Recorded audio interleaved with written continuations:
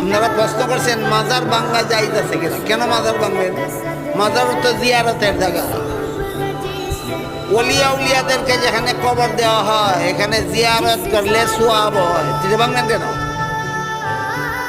যদি মাজারে গিয়ে শিরিকি কাম করে, কুফুরি কাম করে, বিদাতি কাম করে, ওইগুলি বাধা দিবেন, মাজার ভাঙবেন কেন?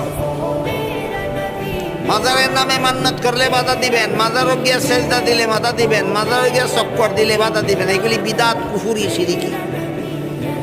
এটার উদাহরণ হইল একবার মাথা চাষির লম্বা চুল হয়েছে, লম্বা চুল হইলে তো উকুন তুই হারে মাথা কাটতে ফেলাই দেওয়ান লাগবো না, মাথা ঠিক রেখে উকুন সাফ করার লাগবো। বুঝা কোন মাথা টুকুন হইলে মাথা কাটতে ফেলাই দেওয়ান লাগবো না, উকুন সাফ করার লাগবো। মাজারও কুফুরি বেদাতি কাজ হইলে মাজার ভেঙ্গে লাগান দায়িত্ব না।